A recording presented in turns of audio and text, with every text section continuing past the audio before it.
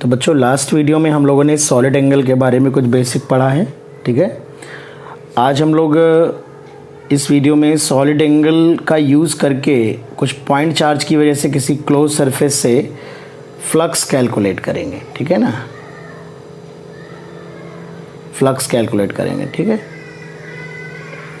तो जैसे मान लो बेटा कोई भी क्लोज सरफेस है ना, या क्लोज नहीं है, ओपन सरफेस है। सपोज ये कोई ओपन सरफेस है, ठीक है। This is any open surface और यहाँ पर कोई पॉइंट चार्ज है और इस किसी भी सरफेस से कितना फ्लक्स पास हो रहा है, ठीक है। ये क्लोज सरफेस नहीं है ना, आप सोचें कि पॉइंट चार्ज बाहर है, नेट फ्लक्स जीरो होगा। ये खुला प्लेन एरिया है कोई या कोई कर्व्ड सरफेस भी है बट ओपन है, राइट। तो अगर हमें इससे फ्लक्स कैलकुलेट करना है तो फ्लक्स हम लोग कैलकुलेट करेंगे integration E dot T A. मैं पहले भी बता चुका हूं कि मैं बिना सॉलिड एंगल के भी सारे क्वेश्चन के आंसर करवा सकता हूं, बट सॉलिड एंगल का यूज़, ये फॉर्मूला बस एक मैं डिराइव करा देता हूं। कभी कभी सॉलिड एंगल की वैल्यू दे के फ्लक्स पूछ लेता है, ठीक है। तो अगर आप देखें कि ये कर्व्ड सरफेस है और ये पॉइंट चार्ज है, इसकी इलेक्ट्रिक फील्ड नॉन यूनिफॉर्म है, तो यहाँ पर किसी भी छोटे से एलिमेंट की अगर हम बात करें तो किसी भी छोटे से एलिमेंट पे जो यहाँ पे अगर हम सिंपल सी बात करें तो जो एरिया वेक्टर होगा वो सरफेस के परपेंडिकुलर होगा और जो डीए वेक्टर होगा, डीए वेक्टर वो ई वेक्टर जो होगा वो इस डायरेक्शन में होगा, रेडियली आउटवर्ड। ये डिस्टेंस आर है। तो यहाँ पर अगर ये एंगल थीटा है तो यहाँ पर हम लिख सकते हैं कि E इंटू डी ए वेक्टर जो कि सरफेस के परपेंडिकुलर है और ई वेक्टर के बीच का एंगल कॉस थीटा है, तो E into D A into cos theta आ जाएगा। इलेक्ट्रिक फील्ड की अगर वैल्यू पुट कर देंगे तो ये आ जाएगा Q upon 4 pi epsilon not r square, ठीक है ना। Q upon 4 pi epsilon not r square और D A into cos theta. अब बच्चों अगर इस फ्लक्स को अगर आप देखें तो Q upon 4 pi epsilon naught और ये है integration D A cos theta divide by R square. अब यहाँ पर मैं थोड़ा सा रिकॉल करना चाहूँगा सॉलिड एंगल को। आपको हमने बताया था कि अगर कोई मैं छोटा सा एरिया ले रहा हूँ, सपोज कोई छोटा सा एरिया लिया अगर हमने, और ये अगर हम सॉलिड एंगल निकाल रहे हैं तो ये अगर डिस्टेंस उसकी r है, ठीक है, r, तो ये जो सॉलिड एंगल होता है ये D A divide by R square होता है ना। लेकिन इसके लिए शर्त ये थी कि ये पूरा का पूरा एरिया हर पॉइंट पे परपेंडिकुलर होना चाहिए। लेकिन मान लो बेटा एक सिचुएशन अगर ऐसी है कि ये मान लो एक एरिया है, थोड़ा मैं मैग्नीफाइड डायग्राम बना रहा हूँ, मान के चलना कि बहुत छोटा डी ए है और ये पॉइंट कुछ इस ऐसी सिचुएशन में रखा है, ये पॉइंट है, मेरे को ये वाला सॉलिड एंगल चाहिए, है ना, ये सॉलिड एंगल चाहिए। तो ऐसी सिचुएशन में ये जो रेडियस है ये आर लेंथ है यहाँ से, लेकिन आप देख रहे हैं परपेंडिकुलर नहीं बट है बहुत छोटा, वेरी स्मॉल। तो इस एरिया का अगर मैं एक प्रोजेक्शन एरिया ले लूँ, अगर ये एंगल थीटा होगा, देखिए इस एरिया वेक्टर के डीए वेक्टर के और इस आर के बीच का एंगल अगर थीटा है तो ये वाला एंगल भी थीटा आएगा, ठीक है। क्योंकि जितना एंगल इस एरिया का नॉर्मल ये होगा डीए वेक्टर, सॉरी जो आर वेक्टर है आपका, ये डीए वेक्टर है, ये वैल्यू डीए है तुम्हारी, ये आर वेक्टर है, ठीक है। तो ये इसके आर के परपेंडिकुलर मैंने एक एरिया लिया, तो ये इस सरफेस के परपेंडिकुलर है और ये इस सरफेस के परपेंडिकुलर है। तो ये दो प्लेन हैं, दोनों के बीच का एंगल वही होगा जो दोनों के नॉर्मल के बीच का एंगल होगा, ठीक है। तो ये एंगल थीटा है तो ये वाला एंगल भी थीटा होगा। तो ये जो एरिया होगा ये डी ए कॉस थीटा होगा। मतलब अगर एरिया परपेंडिकुलर ना हो उस सिचुएशन में जो सॉलिड एंगल होता है वो D A cos theta divided by R square होता है। लास्ट वीडियो में मैंने D A divided by R square लिखवाया था क्योंकि वहाँ पर मैंने बार बार ये बात बोली थी, अगर आप भूल नहीं गए हैं तो, कि डी ए वो एरिया है जिससे हर पॉइंट को मिलाने वाली लाइन परपेंडिकुलर होनी चाहिए। उस पॉइंट से जब मैं मिलाऊं तो हर पॉइंट पूरे डी ए सरफेस पे सभी पॉइंट्स पे अगर मैं इससे मिलाऊं तो ये लाइन परपेंडिकुलर होनी चाहिए। तो तुम देख सकते हो बेटा कि जो फ्लक्स है वो ये डी ए कॉस थीटा जो टोटल सॉलिड एंगल होगा इसी तरह से, तो वो integration of D A cos theta divided by R square लिख सकते हैं, है ना। तो ये एक सिंपल सॉलिड एंगल का डिस्कशन है, ठीक है। इसको मैं ब्रैकेट में बंद कर देता हूँ। तो यहाँ पे आप देख सकते हो कि ये जो D integration D A cos theta divide by R square लिखा है, ये सॉलिड एंगल लिखा है। तो यहाँ पे एक फॉर्मूला हो गया Q upon 4 pi epsilon not into solid angle, है ना। तो किसी पॉइंट चार्ज से जो फ्लक्स पास होगा किसी सरफेस के through, flux through a surface due to a point charge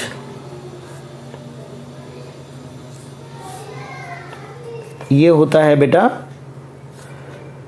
क्या होगा, इसका फॉर्मूला हम लोगों ने बना लिया Q by 4 pi epsilon not into solid angle, ठीक है, made by surface at point charge, जिस पॉइंट पे चार्ज रखा है। ये बच्चों हमारा एक जनरलाइज फार्मूला हो गया। अब मान लो किसी सरफेस का सॉलिड एंगल हमको पता हो और उससे हमें फ्लक्स कैलकुलेट करना हो, तो हम ये फार्मूला लगा सकते हैं। अगर सॉलिड एंगल के अलावा, सॉलिड एंगल अगर मान लो गिवन हो और फिर फ्लक्स पूछा जाए, इसके अलावा अगर कोई भी क्वेश्चन आएगा तो उसकी ज़रूरत नहीं पड़ेगी, क्योंकि मैंने आपको डिफरेंट क्लोज सरफेस के लिए मैंने ऑलरेडी बता रखा है कि जैसे अगर आप यहाँ पर इस चीज़ को देखें तो दोनों एग्जाम्पल आप इसको एक्सप्लेन कर सकते हैं कि अगर कोई सरफेस क्लोज्ड है और अंदर पॉइंट चार्ज है, तो यहाँ पर सॉलिड एंगल की वैल्यू कितनी होती है, 4 पाई, है ना। तो जो फ्लक्स आएगा वो Q upon 4 pi epsilon not into solid angle 4 पाई, तो Q बाई एप्सिलॉन नॉट होता है। ये मैं डायरेक्टली निकलवा चुका हूँ आपको फ्लक्स की बेसिक डेफिनेशन से। और लास्ट वीडियो मैंने बताया था कि बाहर अगर कोई पॉइंट चार्ज Q रखा है P पॉइंट पे, तो यहाँ पर सॉलिड एंगल कोई क्लोज सरफेस अपने बाहर सॉलिड एंगल 0 बनाती है, तो यहाँ पे इसकी वजह से जो फ्लक्स होगा वो 0 होगा। और मैं ऐसे बता चुका हूँ कि क्लोज सरफेस से 2 बार लाइनें कट करेंगी तो फ्लक्स 0 होगा। तो बस मैं एक दूसरे तरीके से आपको बता रहा हूँ कि आप सॉलिड एंगल का प्रयोग करके, इस फॉर्मूले का प्रयोग करके फ्लक्स कैसे कैलकुलेट कर सकते हैं, ठीक है ना। बाकी आपको कोई ज़रूरत नहीं है, अगर सॉलिड एंगल यूज़ करना आपकी कोई मजबूरी नहीं है, आप विदाउट सॉलिड एंगल अगर क्वेश्चंस को सॉल्व कर पा रहे हैं तो इट इज़ वेरी गुड, आपको कोई ज़रूरत नहीं है। बट अगर कोई सॉलिड एंगल दे के मान लीजिए क्वेश्चन पूछ लेता है, तो उस सिचुएशन में मैं समझता हूँ कि आपको यह फॉर्मूला पता होना चाहिए। फॉर एग्जांपल, जैसे मैं बहुत ही सरल सा सवाल आपसे पूछूं कि एक स्क्वायर टाइप शेप है और एक पॉइंट चार्ज है Q रखा है यहाँ पे, और अगर मैं कह दूँ कि this surface ABCD, surface ABCD is making a solid angle pi by 6 at point P. At point P. Find out flux through this surface. है ना। अब जैसे ये सवाल में हमने दे ही दिया कि ये जो क्लोज सरफेस है इसका जो सॉलिड एंगल बन रहा है, ठीक है, ये जो सॉलिड एंगल बन रहा होगा ना, ये जो सॉलिड एंगल बन रहा है ये आपका पाई बाई 6 है ना।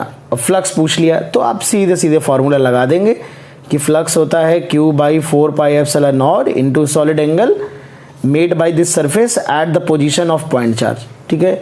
तो बस Q by 4 pi epsilon not into solid angle की वैल्यू पाई बाई 6 रख देंगे, तो it is Q by 24 epsilon not, है ना। तो बस इस तरह के सिचुएशन के लिए जहाँ पे सॉलिड एंगल गिवन ही होगा, तो ऐसे क्वेश्चंस को सॉल्व करने के लिए मैं आपको ये मेथड बस बता रहा हूँ बेटा। अच्छा, तो ये तो सॉलिड एंगल। एक वेरी वेरी इंपॉर्टेंट केस मैं आपसे डिस्कस करना चाहूँगा। मैंने भी थोड़ी देर पहले डिस्कस किया था कि अगर एक डिस्क है, ये डिस्क है, इसकी एक्सिस पे कोई एक पॉइंट है P, तो ये वाला सॉलिड एंगल, अगर ये x डिस्टेंस है, इसकी रेडियस r है, ये प्लेन एंगल थीटा है। थीटा क्या है? Plane angle. और ये सॉलिड एंगल हमें निकालना है।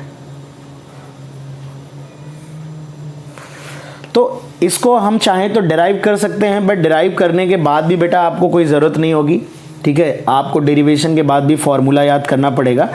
तो मैं चाहता हूं कि ये वाला जो सॉलिड एंगल है इसका फॉर्मूला आप डायरेक्टली याद रखें कि ये जो डिस्क है बेटा, ये जो डिस्क है ये कितना सॉलिड एंगल बनाती है अपने एक्सिस के किसी पॉइंट पे, जहाँ पे प्लेन एंगल जो बन रहा है, ये राइट सर्कुलर कोन बनेगा, तो इस कोन के इस पॉइंट पे ये जो प्लेन सॉलिड एंगल बनता है ये कितना बनता है, इसका फॉर्मूला आप बेटा याद रखिएगा, ठीक है ना। मैं डिराइव करा सकता हूँ, अगर बहुत ज़्यादा इंटरेस्ट है किसी को डेरिवेशन में, उसका यूज़ नहीं होगा बेटा तो आप मुझसे पर्सनली पूछ सकते हैं, मैं ग्रुप पे दोबारा वीडियो बना के सॉलिड एंगल निकाल के आपको बता दूंगा। तो लेकिन ये याद जरूर रखिएगा क्योंकि ये बहुत इंपॉर्टेंट है। तो ये सॉलिड एंगल की जो वैल्यू होती है 2π1 माइनस कॉस थीटा होती है। थीटा ये सेमी एंगल है, ठीक है, सेमी प्लेन एंगल है, ठीक है, सेमी प्लेन एंगल है, ठीक है ना। अच्छा, तो अगर मैं इस सॉलिड एंगल की वैल्यू लिखूँ तो it is 2π1 minus cos theta की वैल्यू आएगी x/√r² प्लस x², ठीक है ना। अब बेटा इसका एक बहुत ही शानदार एप्लीकेशन ये होता है कि अगर मान लो ये एक r रेडियस का रीजन है और इसके एक्सिस पे मैंने एक पॉइंट चार्ज q रख दिया और ये एक सर्कुलर रीजन है, तो अगर हमसे पूछा जाए कि find out flux through circular region, या इस सर्कुलर रीजन से कितना फ्लक्स पास होगा, ठीक है, तो ये फ्लक्स कितना पास होगा,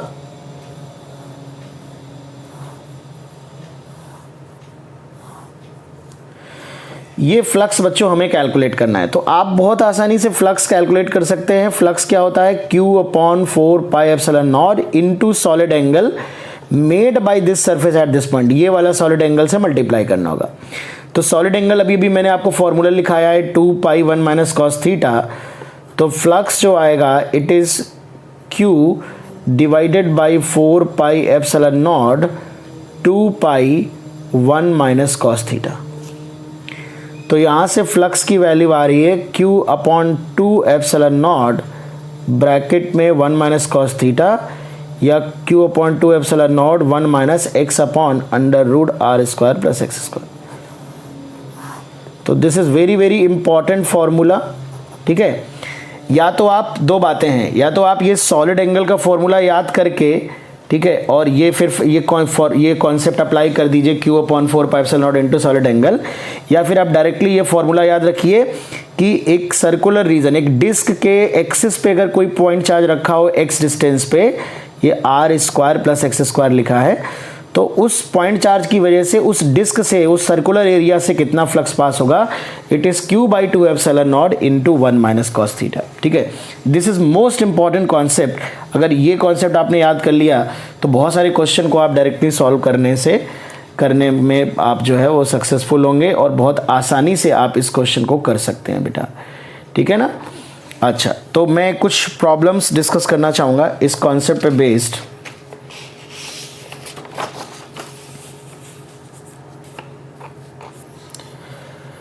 तो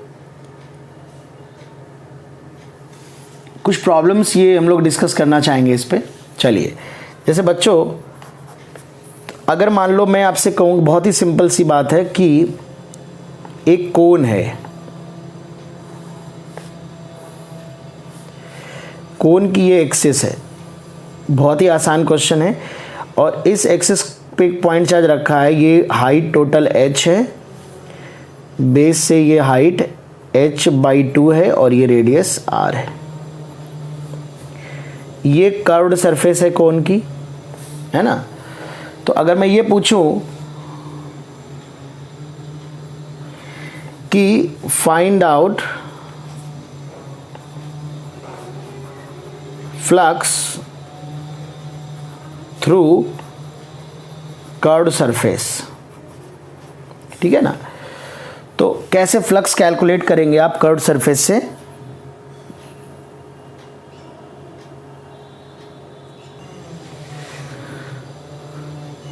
तो कैसे फ्लक्स कैलकुलेट करेंगे, तो अब अगर आप इस सरफेस को भी क्लोज कर लें, सर्कुलर को भी क्लोज कर लें, तो ये क्लोज्ड 3 डायमेंशनल सरफेस हो जाएगी। तो अगर मैं इस सरफेस को सर्कुलर वाले को S1 मान लूँ, कर्व वाले को S2 मान लूँ, तो जो नेट फ्लक्स होगा S1 S2 दोनों से मिला के क्लोज सरफेस से, आप जानते हो मैंने लास्ट वीडियोस में डिस्कस किया है, अगर पॉइंट चार्ज अंदर है तो net flux Q by epsilon not के बराबर होगा, है ना।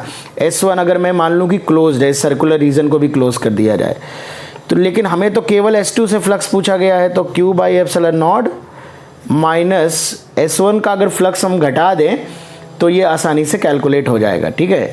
तो S1 से जो फ्लक्स होगा वो बड़ी आसानी से निकाल सकते हैं। तो ये आप देखिए, ये जो S1 से फ्लक्स पास हो रहा होगा, यहाँ पे x की वैल्यू h/2 है, ठीक है। तो इसके सर्कुलर रीजन से अभी जस्ट हमने डिस्कस किया है, तो ये होगा Q by 2 pi epsilon naught 1 minus x की वैल्यू h/2 है, divide by under root r square plus x square, तो h स्क्वायर डिवाइड बाई 4, ये फाई S1 होगा।